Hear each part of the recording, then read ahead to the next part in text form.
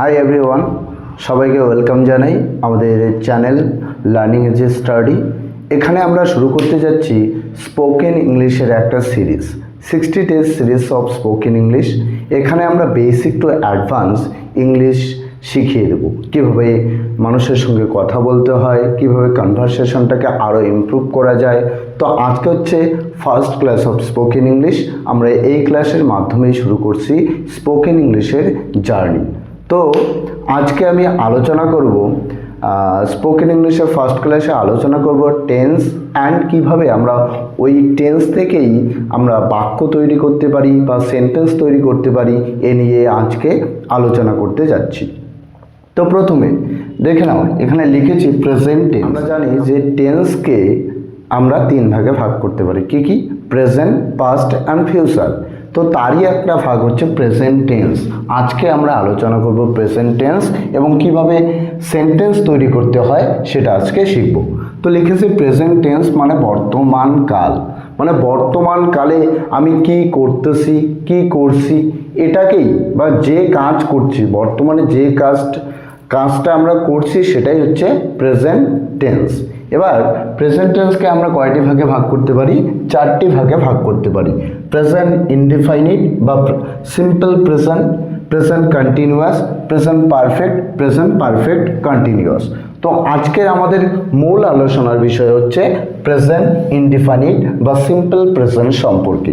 তো সিম্পল প্রেজেন্টে আমি প্রথমত বলে দিই, আর যদি তোমাদের টেন্স সম্পর্কে আরও ডিটেলসে জানার ইচ্ছে থাকে তাহলে আমাদের কমেন্টে লিঙ্ক দেওয়া থাকবে টেন্সের ফুল ভিডিওর, সেখান থেকে দেখে নিতে পারো। তো আজকে আলোচনা করব ইনডিফাইনিট বা সিম্পল প্রেজেন্ট সম্পর্কে। আমরা জানি সিম্পল প্রেজেন্ট টেন্স মানে বর্তমানে আমি কি করছি, মানে করা বোঝাবে, কোনো কাজ করা বোঝাবে, সেটা বর্তমান, নির্দিষ্টভাবে বলা থাকবে না, একটা কন্টিনিউটি এরকম কোনো বিষয় না, জাস্ট করা বোঝাবে। আই ডু, আমি করি, শি ডু, শি ডাজ, সে করে, এরকম বোঝাবে। তার মানে যেটা শুধু প্রেজেন্ট বোঝাচ্ছে সেটা সিম্পল প্রেজেন্ট বা প্রেজেন্ট ইনডিফাইনিট হিসাবে চিহ্নিত করা হয়। তো এর স্ট্রাকচার, সেন্টেন্স স্ট্রাকচারটা রয়েছে সাবজেক্ট, V1 মানে ভার্বের মূল ফর্ম প্লাস অবজেক্ট বা আদার্স মানে অবজেক্ট নাও থাকতে পারে, আদার্স মানে যে কোনো ফ্রেজ থাকতে পারে, যে কিছুই থাকতে পারে, কিন্তু আদার্স মানে হচ্ছে কমপ্লিমেন্ট বোঝায়। বুঝলাম? এবার তাহলে কি বললাম সেন্টেন্স স্ট্রাকচারটা বললাম সাবজেক্ট প্লাস V1 মানে main verb, V1 main verb, V1 মানে হচ্ছে মেইন ভার্ব। এবার অবজেক্ট আর আদার্স, এটা আমরা প্রেজেন্ট ইনডিফাইনিট বা প্রেজেন্ট সিম্পল প্রেজেন্টের এটা সেন্টেন্স স্ট্রাকচার। তো আমি যদি একটা এক্সাম্পল দেই তোমাদের, যে আই ইট রাইস, আমি কি লিখলাম? যে আই ইট রাইস মানে আই ইট রাইস মানে আমি ভাত খাই। তার মানে আমি ভাত খাই, এটা হচ্ছে প্রেজেন্ট ইনডিফাইনিট। কিভাবে বুঝবো প্রেজেন্ট ইনডিফাইনিট? দেখো সাবজেক্ট এখানে সাবজেক্ট আই, দেন V1 ইট ভার্বের মূল ভার্ব হচ্ছে ইট, দিয়ে দিলাম, খাই ইংরেজি হচ্ছে ইট, তাহলে ইট দিলাম। দেন অবজেক্ট হচ্ছে কি? রাইস। তাহলে এটা এই যে প্যাটার্ন, কোন প্যাটার্ন বা স্ট্রাকচার মেনটেন করলো? প্রেজেন্ট ইনডিফাইনিট বা সিম্পল প্রেজেন্টের। তার মানে এটা কি? Simple present tense. কি বললাম? I eat rice. দেন আমি বুঝিয়ে দিচ্ছি আর একটা এক্সাম্পল দিয়ে, যে রানী ভাত খায়, রানী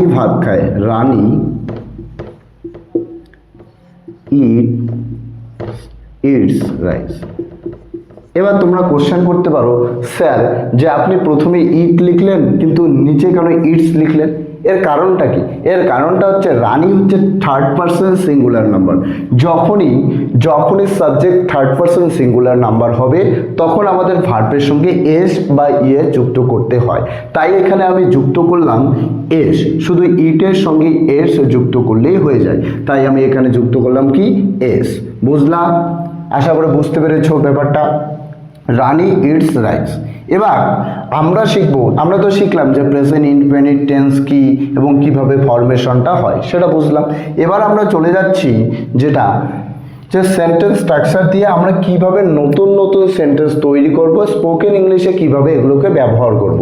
স্পোকেন ইংলিশের ক্ষেত্রে আমরা কি করতে থাকি, মানুষের সঙ্গে কথা বলার সময় কি করি, আমরা কোশ্চেন করি মানুষকে, আবার মানুষকে ডিরেক্ট কথাও বলি, normal conversation and question and reply, এটাই তো একটা কনভারসেশনের মূল স্ট্রাকচার। তো আমরা এখানে শিখব যে কিভাবে কোশ্চেন তৈরি করতে হয়, এই সিম্পল প্রেজেন্ট বা সিম্পল প্রেজেন্ট ইনডেফিনিট দিয়ে কিভাবে আমরা প্রশ্ন তৈরি করব বা কিভাবে কারোর সঙ্গে কনভারসেশন কন্টিনিউ করব সেটা সম্পর্কে আজকে আলোচনা। তো প্রথমে লিখেছি যে আই প্লে ফুটবল, মানে আমি ফুটবল খেলি। দেখো এইখানে কিন্তু এস হয়নি, কারণ আই হচ্ছে কি, আই এর সঙ্গে কখনোই এস বা এস যুক্ত হবে না। তাহলে এবার আই প্লে ফুটবল মানে আমি ফুটবল খেলি, এর যদি আমরা সাধারণ মানে নর্মাল ইন্টারোগেটিভ করি তাহলে এই ডু অথবা ডাস নিয়ে আসতে হবে। কি আনতে হবে? যদি এটাকে আমরা নর্মাল কি করি, নর্মাল ইন্টারোগেটিভ করি, তাহলে আমাদের ডু অথবা ডাস নিয়ে আসতে হবে।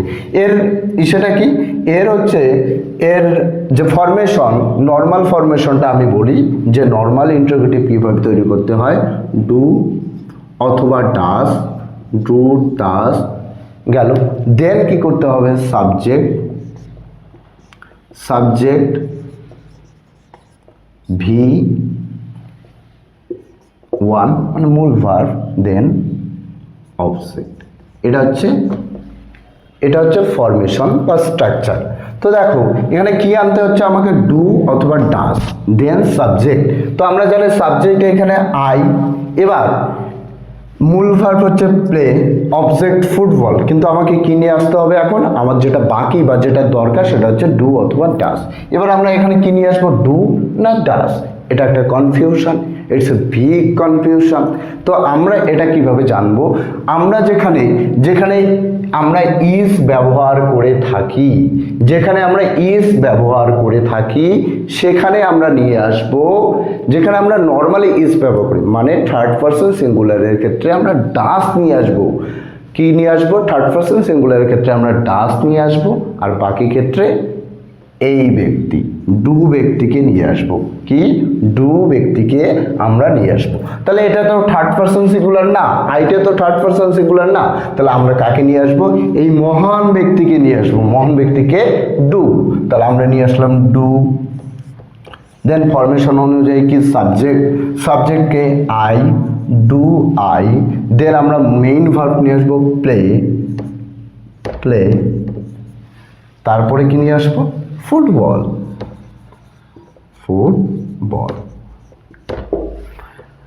ডু আই প্লে ফুটবল, আমি কি ফুটবল খেলি, এরকম বোঝাচ্ছি। সরি, এখানে কোশ্চেন মার্ক হবে, আর সবসময় ইন্টারোগেটিভ সেন্টেন্সের ক্ষেত্রে কোশ্চেন মার্ক দিতে হবে, ইটস ভেরি মাস্ট। ওকে, তো আমি আশা করি বোঝাতে পেরেছি যে কিভাবে আমরা সিম্পলভাবে কোশ্চেন করতে পারবো বা কোশ্চেন তৈরি করতে পারবো শুধুমাত্র সিম্পল প্রেজেন্টের সেন্টেন্সের দ্বারাই। এবার আমি চলে যাই নেগেটিভ ইন্টারোগেটিভ। এবার নেগেটিভ ইন্টারোগেটিভ কি হয়, এইখানে শুধু আমরা নট ইউজ করব, এই ডু এর সাথে নট, ডাসের সঙ্গে নট। দেখো ডু এর সঙ্গে নট এবং ডাসের সঙ্গে কি বসবে, নট বসবে। তাহলে ডু এর সঙ্গে নট এবং ডাসের সঙ্গেও কি বসবে, নট। ক্লিয়ার? এবার স্পোকেন ইংলিশের ক্ষেত্রে কিন্তু এভাবে ফাঁকা ডু বা ডাস নট এরকম বললে কথাটা এতটাও ভালো লাগে না, সুন্দর লাগে না। কথাটাকে স্পোকেন ইংলিশের ক্ষেত্রে কথাটাকে আরও সুন্দর করার জন্য, কনভারসেশনটাকে আরও ইমপ্রুভ করার জন্য আমরা এই ডু নটকে বলি ডোন্ট, কি বলি, ডু নটকে বলি ডোন্ট, আর ডাস নটকে বলি ডাজেন্ট। কি বলি, ডাজেন্ট। এই যে আমরা ডু নটকে বলি ডোন্ট এবং ডাস নটকে বলি ডাজেন্ট। এই কথাটাকে সুন্দর করার জন্য এবং আমাদের স্পোকেন ইংলিশটাকে ইমপ্রুভ করার জন্য আমরা ইউজ করে থাকবো ডু নটের জায়গায় ডোন্ট, ডাস নটের জায়গায় ডাজেন্ট। ক্লিয়ার? এর উচ্চারণটা আবার বলে দিচ্ছি, ডাজেন্ট। কি উচ্চারণ হবে? ডাজেন্ট। কি হবে? ডাজেন্ট। এবার তাহলে আমি নিয়ে আসবো এখানে কাকে?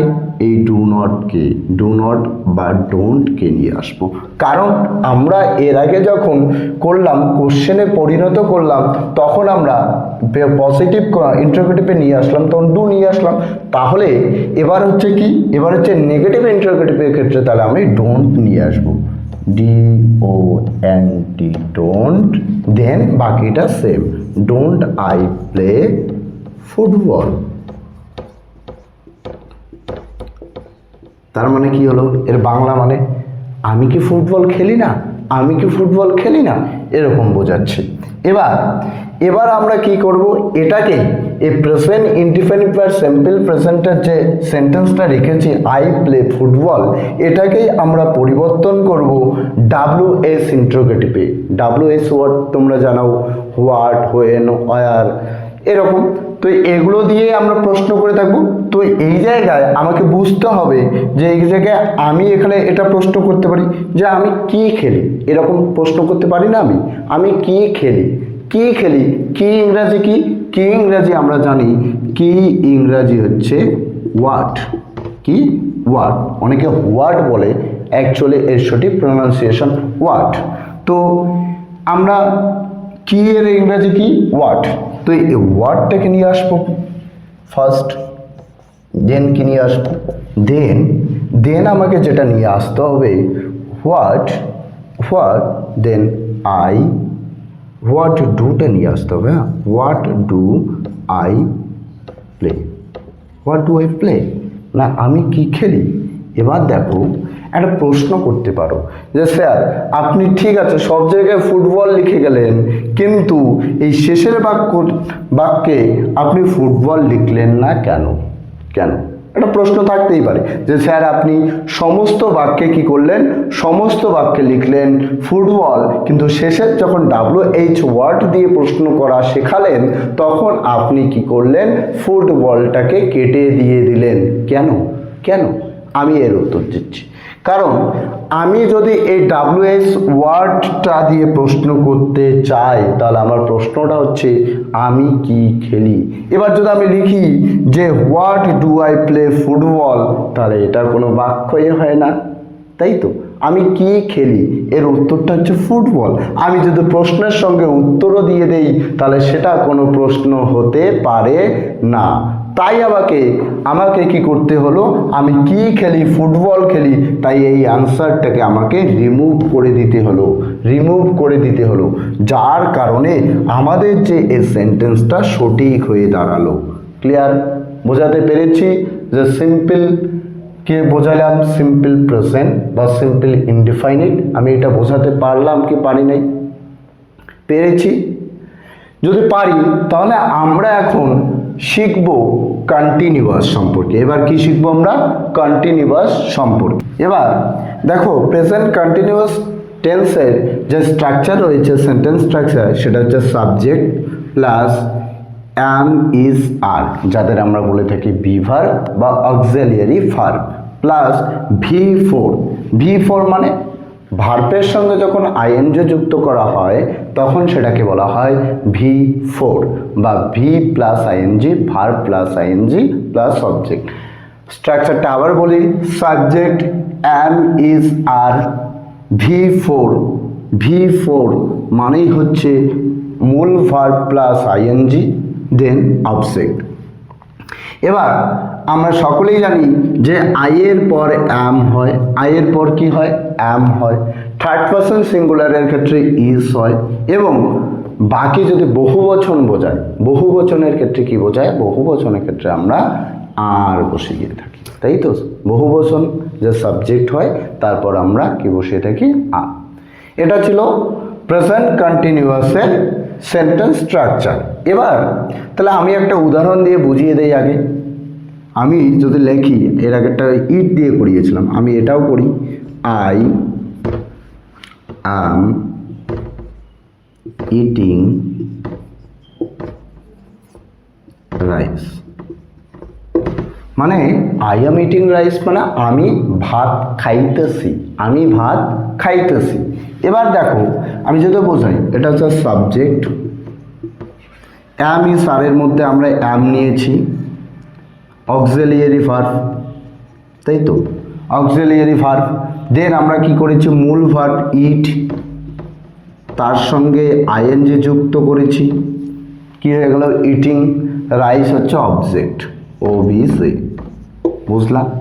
তাহলে দেখো এই সেন্টেন্সটা টোটালি কার ফরমেশন বা স্ট্রাকচার মেনটেন করলো, প্রেজেন্ট কন্টিনিউয়াস টেন্সের। তাহলে প্রেজেন্ট কন্টিনিউয়াস টেন্সের নর্মাল সেন্টেন্সগুলো কীরকম হয়ে থাকে দেখে নাও, যে সাবজেক্ট অ্যামিসার V4 মানে হচ্ছে মূল verb plus ING then object.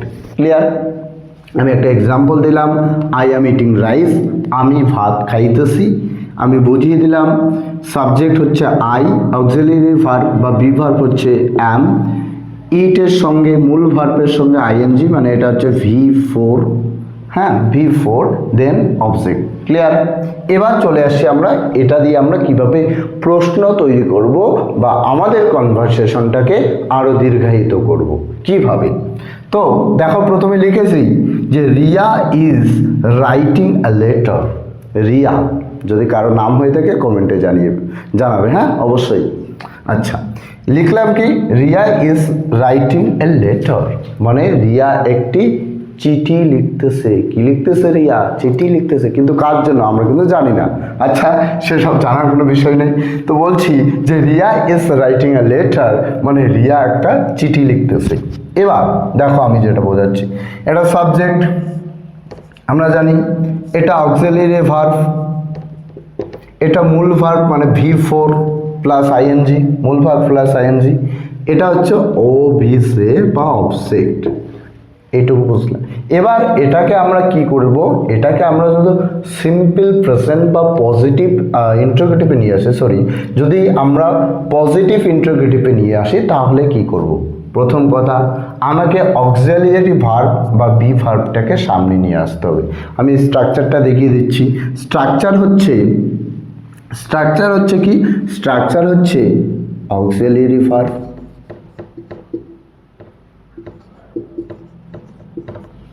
গেল। দেন কি করব, দেন হচ্ছে আমরা কি নিয়ে আসবো, subject,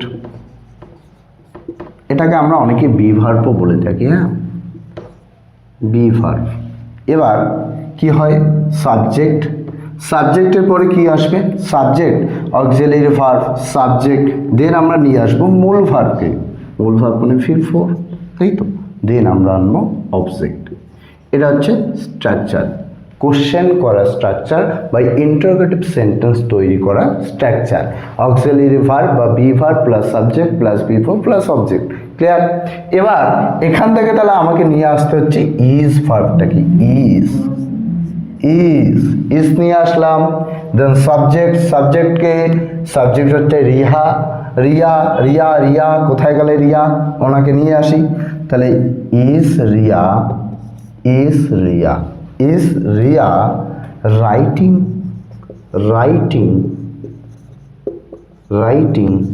a letter, is Riya writing a letter, মানে রিয়া কি একটা চিঠি লিখতেছে। আমরা এটা যদি প্রশ্ন করি তখন এটা কি হয়ে যাবে, রিয়া কি একটি চিঠি লিখতেছে, এটা হচ্ছে পজিটিভ ইন্টারোগেটিভ। এটা কি পজিটিভ ইন্টারোগেটিভ। ক্লিয়ার? তাহলে এবার আমরা যদি এটাকে নেগেটিভ ইন্টারোগেটিভে নিয়ে যাই তাহলে কিভাবে আনবো, তাহলে আমরা জানি এই অক্সিলিয়ারি ভার্বের সঙ্গে যখন আমরা নট ইউজ করব, বাকি ক্ষেত্রে সেম, তখন হয়ে যাবে আমাদের নেগেটিভ ইন্টারোগেটিভ। তাহলে অক্সিলিয়ারি ভার্ব হিসাবে এখানে কাকে আনবো, আমরা ইজ ভার্বকে। এবার আমরা জানি তাহলে ইজ নট হবে আমার কথা অনুসারে যে অক্সিলিয়ারি ভার্ব এবং নট বসিয়ে দেন বাকিটা সেম রাখলে হয়ে যায় নেগেটিভ ইন্টারোগেটিভ। এবার এটা আমরা জানি ইজ নট হবে, কিন্তু আমি বলেছি আগে স্পোকেন ইংলিশ যখন ইন্ট্রোগেটিভ ইমপ্রুভ করতে হয় তখন আমাদের কি করতে হয়, তখন আমাদের কথাগুলোকে শর্ট অ্যান্ড শ্রুতিগোচর করতে হয়। তাই আমরা ইজ নটকে বলবো ইজেন্ট। কি বলবো? ইজেন্ট। ক্লিয়ার? তাহলে কি বলবো আমরা? ইজেন্ট। এবার তাহলে এখানে সেম করে নিচ্ছি, isn't, isn't, Riya then writing a letter. কি হলো যে রিয়া কি একটা চিঠি লিখতেছে না, রিয়া কি একটা চিঠি লিখতেছে না, এরকম বোঝালো। ক্লিয়ার? এবার যদি এটাকে আমরা কোশ্চেন মানে হচ্ছে WS কোশ্চেনে পরিণত করি বা WS ওয়ার্ড দিয়ে প্রশ্ন করি, তখন কি রকম হবে? তখন হচ্ছে দেখো, দেখতে পাচ্ছ সবাই, তখন আমরা কি করব? তখন আমাকে প্রথমেই দেখতে হবে যে এখানে কি লেটার দিয়ে কি কোনো অবজেক্টটা দিয়ে কি কোনো ইসে বোঝাচ্ছে? স্থানের কথা নয়, তাহলে ওয়ার বসবে না, এখানে কি বসবে? দেখো কি বোঝাচ্ছে, কি লিখতেছে, রিয়া কি লিখতেছে, মানে কি ইংরেজি আগেই বললাম যে কি ইংরেজি হচ্ছে ওয়ার্ড। কি কি ইংরেজি? ওয়ার্ড। ওয়ার্ড বলবে না, ওয়ার্ড। তাহলে কি বলবো যে ওয়ার্ড, ওয়ার্ড গেল, ওয়ার্ড ইজ রিয়া রাইটিং। কি হলো? মানে রিয়া কি লিখতেছে, রিয়া কি লিখতেছে। তাহলে আজকের ক্লাসে আবার একটু বলে দিচ্ছি প্রেজেন্ট কন্টিনিউয়াসটাকে। প্রথমে কি করলাম? প্রথমে আমরা স্ট্রাকচারটা জানলাম, সাবজেক্ট অ্যামিস আর, যেটাকে আমরা ভি ভার্ব বা অক্সিলিয়ারি ভার্ব বলে জানি।